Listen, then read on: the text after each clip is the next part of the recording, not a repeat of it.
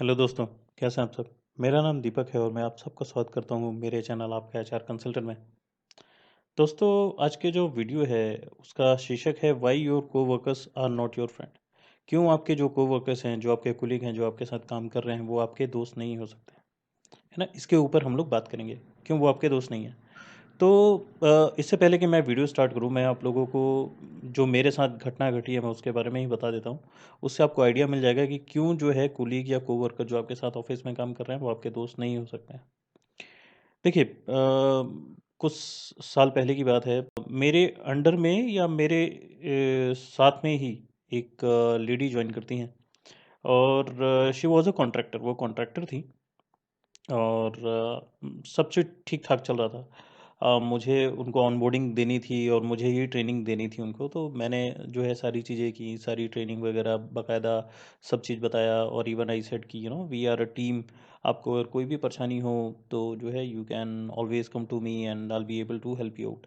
मैं सारी चीज़ें जो है करता था। इवन जो है मैं काफ़ी हद तक जो है उनकी मदद करता था रिपोर्ट बनाने में, हर चीज़ करने में जो है I have helped her out. But what happened since she was a contractor, ठीक है। तो कई लोगों में होता है ना कि हमको जो है बहुत आगे निकल जाना है। देखिए, हर एक के अपने-अपने गोल्स होते हैं। मैं उस गोल को गलत नहीं बोलता हूँ, अच्छी बात है, वो होने भी चाहिए। लेकिन ऐसा नहीं करना चाहिए ना कि किसी के छाती पे पैर रख के आप जो है अपने गोल्स की तरफ जा रहे हो।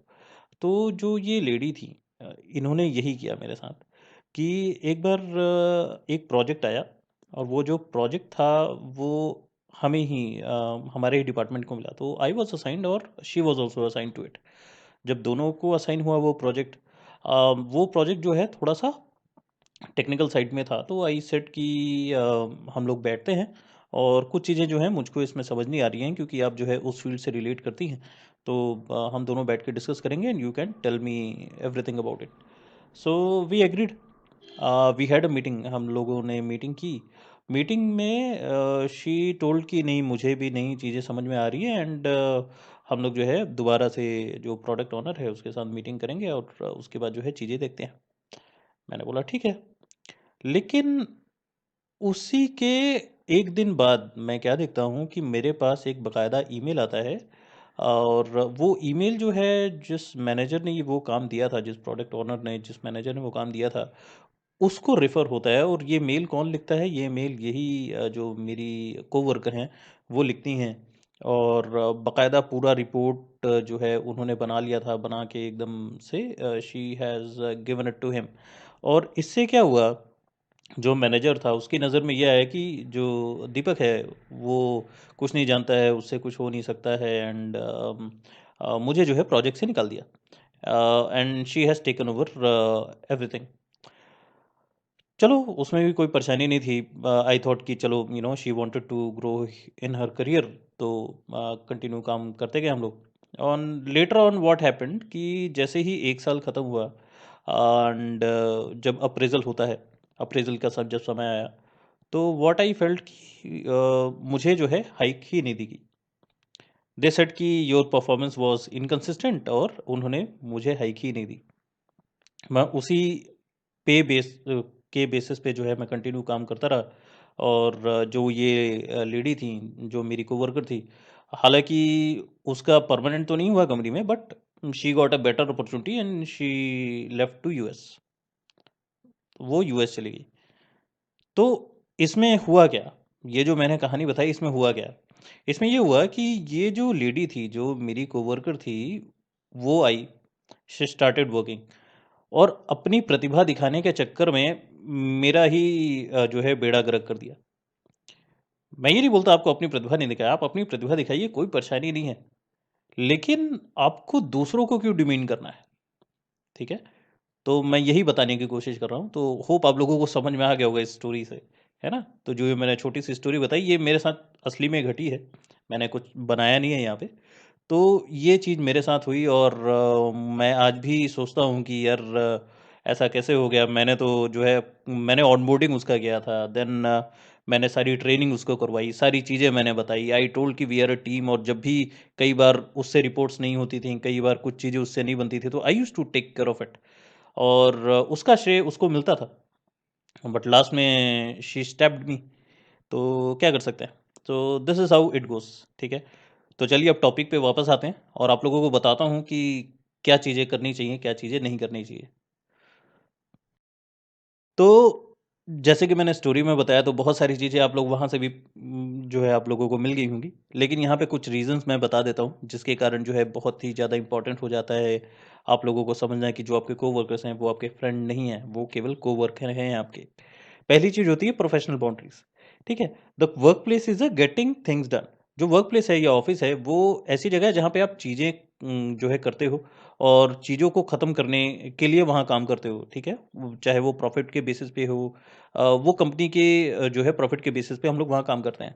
There is a natural pressure to maintain certain level of professionalism. वहाँ पे एक नेचुरल प्रेशर होता है हर एक के ऊपर, एक लेवल ऑफ प्रोफेशनलिज़्म आपको बना के रखना पड़ता है, which can limit how you can get to colleague and you might socialize with them but you might not share everything you could with a true friend। देखिए ट्रू फ्रेंड के साथ क्या होता है ना, आप हर चीज़ शेयर कर लेते हो, बात कर लेते हो, गाली गलौज दे लेते हो, सब कर लेते हो। लेकिन आप जो जैसे मैंने यहाँ बोला प्रोफेशनल बाउंड्रीज होती हैं, सब अपने अपने प्रोफेशनलिज्म के साथ वहाँ काम करते हैं और जो है उतना क्लोज इंसान नहीं हो पाता है और नहीं भी होना चाहिए, क्योंकि यू नेवर नो कब आपकी पीठ पे जो है छुरा भोंक दिया जाएगा, है ना? तो सोशलाइज़ आप करें लेकिन एक लिमिट में करें, एक प्रोफ़ेशनल बाउंड्री बना के करें, ठीक है? तो ये पहला पॉइंट है। दूसरा है कॉम्पिटिशन। देखिए जैसे कि मैंने आपको स्टोरी बताई, तो स्टोरी में आपको एक चीज़ मिली होगी कि जो वो लेडी थी, जो मेरे साथ काम की, उनका जो कॉम्पिटिशन था, she was in a competition कि नहीं मैं आई हूँ, मुझे अपनी चीज़ें दिखानी है, I want to be the best, मुझे ही सब जाने, ऐसा मतलब कुछ भी हो सकता है उनके दिमाग में वो, ठीक है? इस कारण से जो है चीज़ें हुई मेरे साथ। वही चीज़ यहाँ पे भी है। While team work is important, there can also be a competition in a workplace. यही था, मैंने उसको बोला था ना कि मैं टीम वर्क हम लोग करते हैं, वी आर अ टीम, इकट्ठे बैठ के काम करेंगे। लेकिन वर्क प्लेस है, तो कॉम्पिटिशन वो कॉम्पिटिशन के तौर पे ले रही थी। शी थॉट कि मैं भी उसका कॉम्पिटिशन हूँ और उसी के बेसिस पे शी स्टेप्ड मी और अपने हिसाब से वो काम करती चली गई and now she is in a good place. तो for promotion, recognition, even just for resources, ठीक है? This competitive element can make it difficult to build the kind of trust and vulnerability that true friend require. तो जो competition होता है ना, ये competition दोस्तों में नहीं होता है। ये जो कॉम्पिटिशन हम और आप लोग देखते हैं ऑफिसेज़ में, ये दोस्तों के बीच नहीं होता है। जो अच्छे दोस्त होंगे ना, उनके बीच तो बिल्कुल नहीं होगा। अगर ऐसा कॉम्पिटिशन जो है आपके दोस्तों के बीच भी है, तो वो भी अच्छी दोस्ती नहीं कहलाएगी मेरे हिसाब से, है ना? तो ये चीज़ जो है कॉम्पिटिशन, ये भी एक कारण है जिसके कारण जो है जो आपके कोवर्कर्स हैं, वो आपके दोस्त नहीं हो सकते हैं। तो इस चीज़ का ध्यान रखिएगा। तीसरा है डिफरेंट इंटरेस्ट। देखिए, हर एक के अपने-अपने इंटरेस्ट हो सकते हैं। जैसे कि मैंने आपको स्टोरी में बताया कि जो लेडी मेरे साथ काम कर रही थी, जो कोवर्कर थी, उनका अपना खुद का इंटरेस्ट था, ठीक है? तो why she would care about me? Why she would care about the team also, है ना? तो हर एक के अपने-अपने इंटरेस्ट हो सकते हैं। The fact that you work together doesn't necessarily mean you have much else in common. That doesn't mean कि जो है आपके जो गोल्स हैं वो कॉमन हैं। हो सकता है उसके गोल्स कुछ और थे, आपके कुछ गोल्स कुछ और हों, ठीक है? तो you might have completely different set of hobbies, lifestyle, social circle outside of work, ठीक है? तो जो डिफरेंट इंटरेस्ट होता है, ये भी बहुत ज़्यादा इम्पोर्टेंट हो जाता है यहाँ पे। देन अगला आता है कॉन्फिडेंशियलिटी कंसर्न। देखिए क्या रहता है ना, जब आप कंपनी में काम करते हैं, बहुत सारी ऐसी चीज़ होती हैं जो कि कॉन्फिडेंशियल होती हैं। कुछ चीज़ें जो है आपको बताई जाती हैं, कुछ चीज़ें जो है आपको नहीं बताई जाती हैं टॉप मैनेजमेंट की तरफ से। कुछ चीज़ें ऐसी कॉन्फिडेंशियल होती हैं जो केवल आप ही को बताई जाती हैं और मैनेजमेंट मेक श्योर करते हैं कि आप वो कॉन्फिडेंशियल इन्फॉर्मेशन किसी और को शेयर ना करें। तो जब आप अपने कोवर्कर्स के साथ जो है बहुत ज़्यादा फ्रेंडली हो जाते हैं और कई बार जो है आप ऐसी कॉन्फिडेंशियल इन्फॉर्मेशन शेयर कर देते हैं जो कि नहीं कर दी की जानी चाहिए, उस समय क्या होता है, अगर वो जो आपका कोवर्कर है किसी और के साथ बात करता है, लेट्स से वो मैनेजर के साथ बात कर लेता है और वो गलती से वो कॉन्फिडेंशियल इन्फॉर्मेशन वहाँ पास ऑन हो जाती है, तो ये आपके लिए खतरा हो जाता है। होप आप लोग को समझ आ रहा होगा, है ना? तो ये भी एक बहुत बड़ा कंसर्न होता है, तो इसलिए भी आपको जो है एक बाउंड्री सेट करके रखनी चाहिए। लास्ट में आता है मेंटेनिंग बाउंड्रीज। जैसे कि मैंने ऊपर वाले पॉइंट में बताया कि एक बाउंड्री सेट करके रखनी चाहिए। Even if you are friends with coworker, अगर मान लीजिए आपकी जो कोवर्कर हैं उनके साथ अच्छी दोस्ती हो जाती है, लेकिन यहाँ पे भी एक चीज़ आपको याद रखनी है कि प्रोफेशनलिज्म आपको नहीं छोड़ना है। आपकी एक सेट ऑफ बाउंड्री होनी चाहिए, वो बाउंड्री को आपको बाकायदा बना के रखना है और ये मेक श्योर करना है कि ना वो इस बाउंड्री को तोड़े, ना आप उस बाउंड्री को तोड़ो। ठीक है? तभी जो है एक अच्छा हेल्दी रिलेशनशिप जो ऑफ़िस में होता है, वो आप मेंटेन कर पाओगे।